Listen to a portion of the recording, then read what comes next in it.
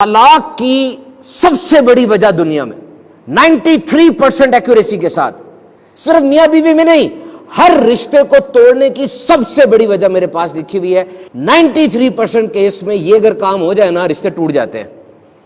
اچھا پہلے میری بات سن لو، فیئر، ہیپینس اور اینگر، ڈر، خوشی اور غصہ، یہ ایک دم آتے ہیں پھر اتر بھی جاتے ہیں۔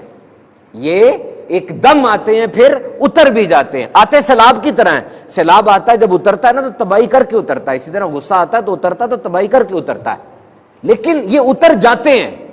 ایک ایسا جذبہ ہے جو اترتا نہیں ہے، اور یہ وہ بگاڑ ہے۔ وہ کیا ہے؟ کنٹمپٹ، حقارت، نفرت، تعصب، حسد۔ یہ بڑھتا ہے، یہ جاتا نہیں ہے، یہ اڑا کے رکھ دیتا ہے رشتوں کو، آہستہ آہستہ بڑھتا جاتا ہے، ہر لمحے بڑھتا جاتا ہے۔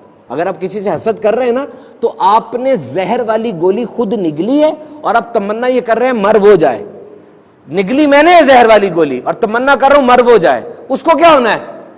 حسد اب کر رہے ہیں، اسے گاڑی کیوں آ گئی، شہرت کیوں آ گئی، پیسہ کیوں آ گیا، اس کو تو کوئی فرق نہیں پڑنا، آپ کا حسد آپ کو مارتا چلا جائے گا۔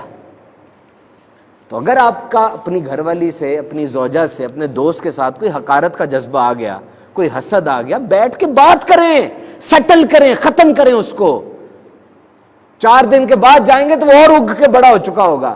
نبی پاک نے فرمایا، سن لو، اپنے نبی کی بات سن لو اس حوالے سے، کہ اگر کسی نے بندے کو، مسلمان کو ذلیل کرنے کے لیے الزام لگایا تو اللہ اس کو جہنم کے پل پہ روک لے گا۔ اور 2 باتیں ہوں گی پھر، یا تو جو اس نے غلطی کی، گناہ کیا، اس کی سزا ملے گی، یا تو اس بندے کو راضی کر لے۔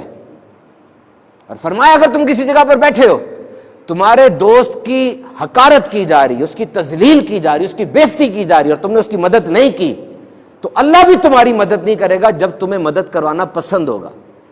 اور اگر تم وہاں بیٹھے تھے، تمہارے سامنے تمہارے دوست کی بےزتی کی گئی اور تم نے اس کی مدد کی، تو اللہ بھی تمہاری مدد کرے گا جب تمہیں مدد کروانا پسند ہوگا۔ ایک شخص آیا نا ایک عقل مند کے پاس، اور آ کر کہتا ہے، حضرت کا کیا ہوا؟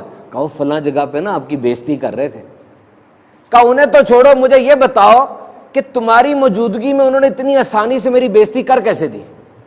How you were so comfortable, تم تو موجود تھے نا، انہوں نے کیوں اتنی آسانی سے بےزتی کر دی؟